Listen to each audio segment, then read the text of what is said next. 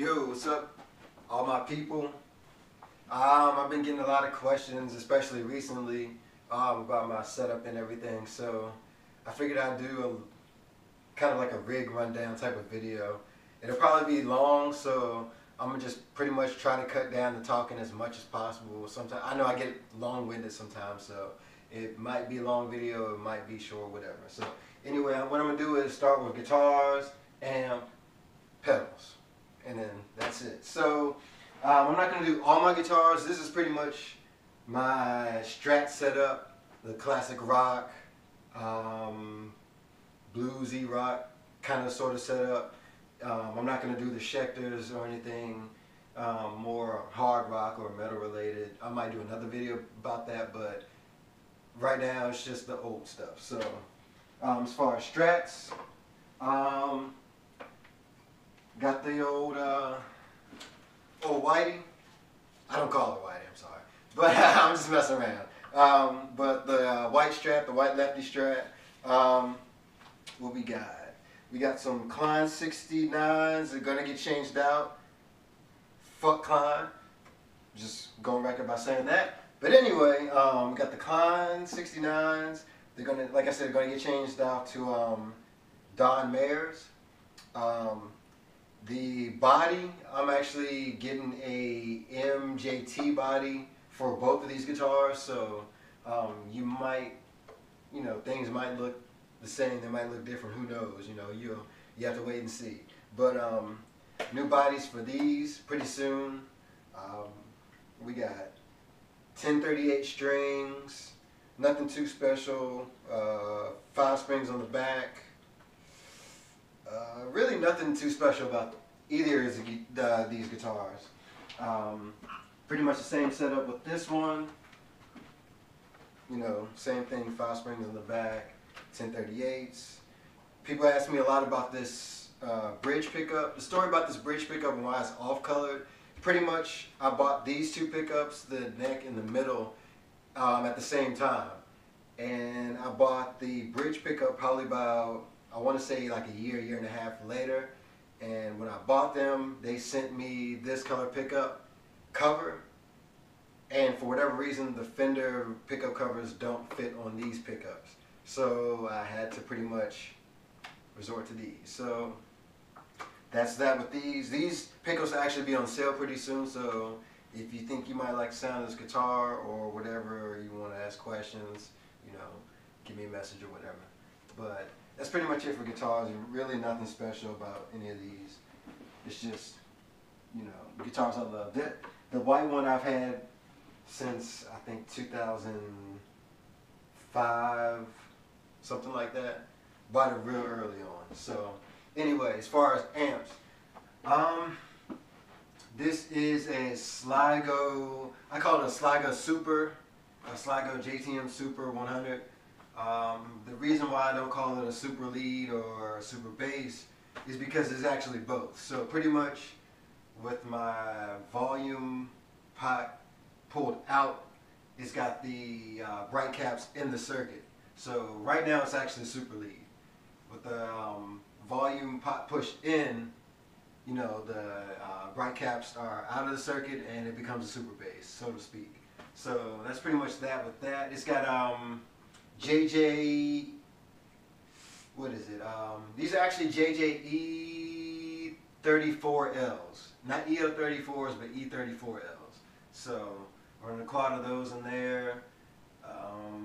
Got the hot plate. Got it. I usually run it, I strip off about 12, somewhere between 12 and 8 decibels. Probably 10 would be the best, to not be so loud. Other people over there. But yes, generally on either -8 decibels or -12. So that's that. Going down, I got the Dr. Z Best Cab.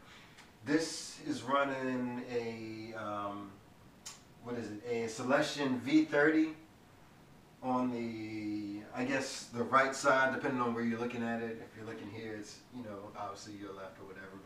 And I've got a Celestion Creamback on the other side. So I actually really like that setup. It's actually, to my ears, I like it a lot better than the initial stock setup with the best cab. What is it? The G1230H. I think that's what it's called. G1230H. Sorry, G12H. The 30th anniversary edition one. Playing that one versus this one, this seems to with the creamback in it, it doesn't feel as stiff like with the 30th anniversary speaker. It just seemed real stiff, and it's really good if you want like clean all the time, but if you want to get that extra bit of crunch, it doesn't really soak up well, so to speak, at least to my ears. So that's how I got it. So like I said, the V30 and a creamback. Now this is a Germano cab. Let me get out of the way. Germano cab. I guess it's a reproduction of a 1969 cab. I've got a pretty much creamback, greenback, creamback, greenback. That's how we got it. So that's it. Actually, I don't run both of these cabs at the same time just because this is an 8 ohm. I could wire it to 16 ohms, I guess, but I don't. But yeah, this is an 8 ohm and this is a 16 ohm, and you know, doing that, blah blah blah. So what I do is I have it stacked up like this because it's pretty much so loud that it seems like I'm running a full stack, or I guess a 3/4 stack, so to speak. But it seems so loud that like as much sound as I'm getting, it compensates for not having this speaker at all working. I usually just run this head, the hot plate, and then this cab down here. So that's pretty much that with that. By the way, this head, you can't really tell on any videos or any pictures, but it's actually green. I definitely had that. That was something that I really wanted. Actually, I call this whole thing the Dragon Zord, or the Earth Dragon, or the Green Ranger, whatever you want to call it. Any kind of variation of the dragon theme. My Chinese zodiac is an Earth Dragon, so it's kind of, it all goes with that. So anyway, going on the pedals, I'm gonna do wahs, fuzz faces, Octavias, and then I'll go into vibes. So as far as wahs, I've actually got a, I guess my buddy told me this is a 1968, so I've got a 1968 script Clyde McCoy wah. I'll kind of, so you guys can see that. There you go. So this is probably my favorite one, but I'm still getting to know it because I haven't had it for all that long. I've probably had it for a couple weeks now, so it's still a trial and error kind of thing. And actually, this whole setup is relatively new, so I'm still trying to get to know it. You know, I'm still developing as a player, so there's a lot of things there's a lot of doors that open up as I'm developing with these pedals, and I'm getting to know everything and, you know, my whole setup and all that. But here's I believe this is either a 68 or a 69. This is a transitional wah. If you look, there's nothing on the back plate. You can kind of see that there was like the remains of a sticker right here. They just came with a sticker, and most people either took them off or they peeled back, but you can see it's a vintage wah, no like front plate or whatever. This would probably I was gonna say this is probably one of my favorite wahs, but again, it's kind of still getting to know everything. So right now, it's the old ones are my top two, but you know, tomorrow they could be my bottom two. So it's like that. But yeah, two old Vox wahs. I've got the Chase Tone Italian wah. I know it says custom, but this is a Chase Tone Italian wah. This is definitely my favorite Chase Tone wah, bar none. If you can find one of these, definitely hop on one, especially one with the LRAD replica. Actually, he used to make one with actual new old school LRADs. So if you can find one with the LRAD replicas or the actual LRADs, get one, man. It's definitely one of the better wahs, and it's very tweakable too, and you can do a lot with these. And then my last wah is the Chase Tone Gypsy. It's in a Vox shell. I think you guys, if you've seen some of my videos, you guys know what it's all about, seen it before, blah blah blah. But that's that. It's more of a deeper wah. One thing I've noticed about this one, it's actually really good for like a metal type or a heavy rock type of setup. So if you've got a higher gain setup and you're looking for a wah that can do vintage stuff and higher gain, this one is definitely one to go for. So we got fuzz faces now. If I was on the opposite side watching this video, this and the amps would be the two parts where I'm just like, oh, waiting for it. So, actually, what I'll do is, I'll start off with my favorite one right now. This is my 68 vintage silicon fuzz face. You can see old gray boy. With this one, it's kind of, it's great. It's a kind of a finicky one. It's like once every week maybe or so, it'll go from sounding like straight up Jimmy to more of like an Eric Johnson type of a fuzz. And I'm not really into the Eric Johnson fuzz type tone. There's nothing wrong with it. It's just not what I'm going for. So there'll be times where it does that, and I'm just like, ah, man, that's not what I really want right now. It sounds good. It's just not what I want at that time. But when it's doing the Jimmy thing, or you know, the more punchy type of fuzz, this guy is, whew, man, it's definitely my favorite fuzz. It's got, with this whole like new setup, I'm definitely hearing a lot of different textures with my clean tone, or I guess the non-fuzz tone, and with the fuzz tone, there's kind of a lot more textures to be heard. So you can, it's kind of like a more of a way to judge the fuzz tones with those extra textures and what you hear with it. It's kind of really hard to explain if you're not in the room to hear it. But this is my old silicon Dallas Arbiter fuzz face. So that's the old boy. Now, pretty much chase tone from here. This is the chase tone germanium fuzz. I don't know the transistors that are in here. He doesn't want anybody to know. And even if I find out, I'm not going to be the guy to spill the beans. So that's that. But this is my second favorite fuzz. This is actually tied for number 2. So, and the one that this is tied with is the Chase Tone BC 183/182 fuzz face. This is definitely the one I'm using the most, bar none. It's just a regular Dunlop shell with some cool knobs, or some different knobs. Nothing special on the outside, but on the inside, man, this is definitely a beast. So this is tied for number 2, like I said. Tied for number 2 with the Chase Tone germanium. So that's that.